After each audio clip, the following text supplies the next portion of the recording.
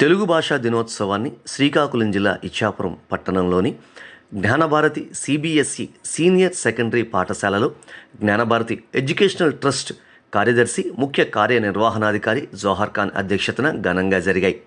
తెలుగు వ్యవహారిక భాషా పితామహుడు గిడుగు రామ్మూర్తి పంతులు చిత్రపటానికి పూలమాలలు వేసి ఈ కార్యక్రమాన్ని ప్రారంభించారు. ఈ సందర్భంగా జోహార్ ఖాన్ మాట్లాడుతూ తెలుగు భాషను కాపాడుకోవాల్సిన అవసరం అందరికీ ఉందన్నారు. తెలుగు భాషకు పూర్వవైభవం తీసుకొచ్చేందుకు అందరూ పాటుపడాలని పిలుపునిచ్చారు. మాతృభాషపై మక్కువ ఉంటే ఇతర భాషలను ఎంతో సులువుగా నేర్చుకోగలమని అన్నారు. ముఖ్య అతిథిగా పాల్గొన్న ప్రముఖ జ్యోతిష్య శాస్త్ర నిపుణులు రావి జయకృష్ణ మాట్లాడుతూ తెలుగు భాష గొప్పతనాన్ని వివరించారు. తెలుగు భాషలో ఉన్న లాలిత్యం, చైతన్యం కలిగించే అద్భుత పద సౌందర్యం గురించి వివరిస్తూ పలు పద్యాలను, గేయాలను ఆలపించారు. తెలుగు భాషను పరిరక్షించేందుకు అందరూ కృషి చేయాలని కోరారు. ట్రస్టీ వజ్రపు రమణమూర్తి మాట్లాడుతూ గిడుగు రామ్మూర్తి పంతులు తెలుగు వ్యవహారిక భాష కోసం చేసిన సేవలను కొనియాడారు. ప్రిన్సిపాల్ ఇందుభూషణ్ పండా, అడ్మినిస్ట్రేటర్ రషీదా సుల్తానా మాట్లాడుతూ తెలుగు భాషా దినోత్సవ శుభాకాంక్షలు తెలియజేస్తూ తెలుగు భాష విశిష్టతను ప్రతి ఒక్కరూ గుర్తించాలని కోరారు.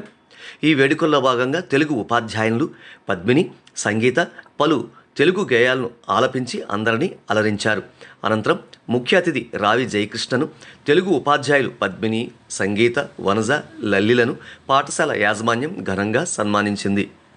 ఈ కార్యక్రమంలో పాఠశాల manager Pramod Kumar, transport manager Aleem Khan తదితరులు పాల్గొన్నారు.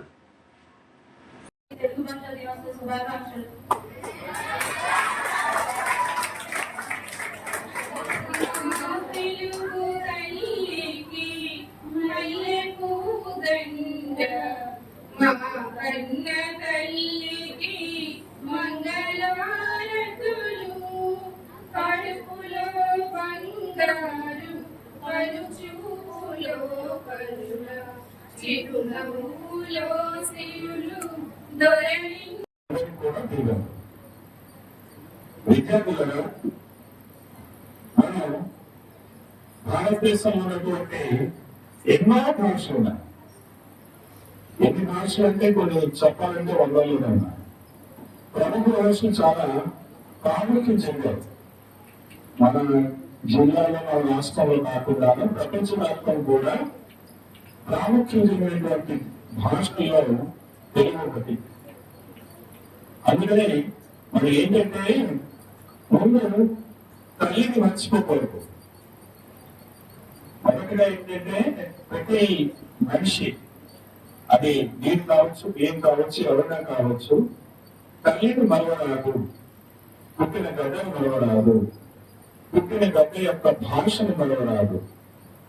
అంటే మనం పుట్టిన తర్వాత ఏ భాష అయితే తొలికలకు తల్లి నేర్పిస్తుందో ఆ భాష జీవితాంతం కూడా గురువుగా ఉంటుంది. చాలా మందికి ఒక భాష మీద ఒక డిఫరెంట్ ఒపీనియన్స్ ఉన్నాయి, వివిధమైనటువంటి దాని మీద ఆలోచనలు ఉన్నాయి. నేను ఒక మాట చెప్పేసాను, జ్ఞానభారతి ఎప్పుడు కూడా జాతి కుల మతాలు ఏమి లేకుండా అందరినీ ఆదేశిస్తుంది. కారణం ఏంటంటే మనం భారతీయులం కాబట్టి మనకి జాతి కుల మతాలతో భేదం లేదు, భాషలతో భేదం లేదు. అందుకనే తెలుగు భాషా దినోత్సవం చేసుకుంటున్నాము, హిందీ దివస్ చేసుకుంటున్నాము, ఒడియా డే కూడా చేసుకుంటున్నాం. అంటే ఎవరు మొత్తం మీదుగా ప్రతి ఒక్కరికి తల్లి అమూల్యమైనది. ప్రతి ఒక్కరికి పుట్టిన దేశం యొక్క భాష అంతకంటే అమూల్యమైనది. మనం ఏం చేయాలనుకున్నా, ఏం చెప్పాలనుకున్నా భాష ముఖ్యం.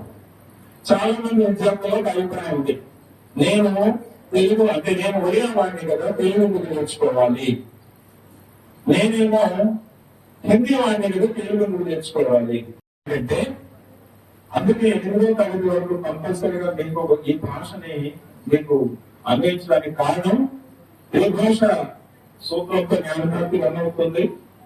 బహుశా చాలా తక్కువ స్కూల్స్ ఈ కార్యక్రమాన్ని చేస్తున్నారు. అందుకే నేను అనేది ఏంటంటే ఎవరైతే ఇప్పుడు 8th క్లాస్ లో ఉన్నారో, 6th క్లాస్ 7th క్లాస్ లో కూడా ఉన్నారో, మీరు తెలుగు భాషను అసలు చేయకు. ఒకటి మాత్రం స్పర్శిపోండి, మన మొబైల్లో ఒక యూట్యూబ్ కానీ ఏదైనా ఒక కార్యక్రమం చూసినప్పుడు లేదా ఒక హాస్యస్పరం చూసినప్పుడు ఎంజాయ్ చేస్తాం, ఆ చోటుని ఎంజాయ్ చేస్తాం, అవునా కదా? భాషని కూడా అలా ఎంజాయ్ చేసినప్పుడే మీకు దానిలో ఉన్నటువంటి తీపిదనం వస్తుంది. ఆ భాషను మీరు ఎంజాయ్ చేయాలి అంటే భాషలో మీకు ప్రవేశం ఉండాలి. భాష ఎలా ప్రవేశం వస్తుంది అంటే మీ టీచర్స్ మీకు చెప్పిన దాన్ని శ్రద్ధగా మీరు విని ఆ భాష ఏ భాషగా కావచ్చు. కాబట్టి తెలుగు భాష అన్నది మనం ఆంధ్ర రాష్ట్రంలో ఉంటున్నాం కాబట్టి ఈ భాష ఖచ్చితంగా అందరూ చాలా ఇంట్రెస్ట్ తో నేర్చుకొని మీకు ఇప్పుడు దీని విలువ తెలియదు. రేపు పొద్దున మీరు పెద్దవి ఉద్యోగాల్లో వెళ్ళి మీరు ఏ దేశం వెళ్ళండి, అమెరికా వెళ్ళండి, యూకే వెళ్ళండి, ఎక్కడైనా వెళ్ళండి, తెలుగు దాన్ని ఏమంటారు అసోసియేషన్స్ ఉన్నాయి. మీరు అక్కడికి వెళ్ళినప్పుడు మీరు వాళ్ళు మాట్లాడిన తెలుగు మీరు మాట్లాడిన తెలుగు ఖచ్చితంగా మీకు గుర్తిపిస్తుంది. మన ఇంగ్లీష్ మీడియం స్కూలే కానీ మన మాతృభాషని, మన ప్రాంతీయ భాషని, మన రాష్ట్ర భాషని ఎప్పుడు విస్తరించకూడదని ఆశిస్తూ వక్తలు ఉన్నారు. ఎందుకంటే మనం ఎప్పుడో రోజు మాట్లాడుతూనే ఉంటాం. బహుశా నా మాటలు మీకు చెడు గుర్తున్నాయో నాకు తెలియదు, కానీ మీ అందరికీ తెలుసు మనం ఈరోజు తెలుగు భాష దినోత్సవాన్ని జరుపుకుంటున్నాం. తెలుగు వారి జయంతి ఈరోజు. ఈయన 1863లో జన్మించారు. ఈయన చేసిన సేవలు తెలుగు భాషకు సంబంధించి మిట్టిని పొరటైనవి. ముఖ్యంగా వ్యవహారిక భాషలో విలువ రామమూర్తి గారు చేసిన సేవలు ఎంతైనా కొనియాడమైనవి. మీ అందరికీ తెలుసు 1863లో ఈయన జన్మించారు. అప్పుడు కేవలం తెలుగు భాషా Divas Telugu language day. See, one thing I want to tell you. If you want to improve your standard in your life, one thing you have to improve, you have to improve your mother tongue. You have to improve your mother language. 50 seconds. So, Telugu భాష దినోత్సవ శుభాకాంక్షలు అందరికీ. ఆ పాట నేనే రాశాను. ప్రతి దేవాలయంలో మొట్టమొదటి ఈ పాట ఇంకా వేస్తారు. అంతకన్నా నాకు కావాల్సిన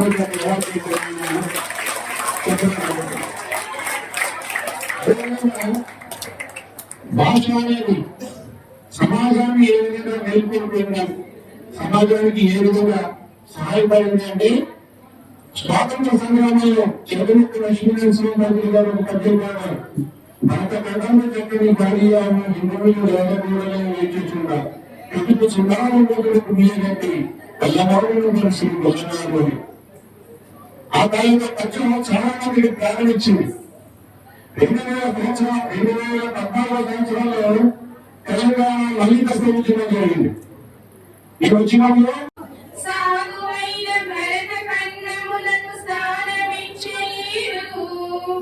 ఆదరించి శతకాల కీర్తన నలగనేడు చూడు. ఆధునికమును పలు ప్రక్రియలకు ఆదరువై విలసిల్లినది. అద్భుతమైన అవధానంగా ఆనందమును పంచినది. ఆధునికమును పలు ప్రక్రియలకు ఆదరువై విలసిల్లినది. అద్భుతమైన అవధానంగా ఆనందమును పంచినది. ఇది సాటి లేనిది, మేటి అయినది. ఇది సాటి లేనిది, మేటి అయినది. కోటి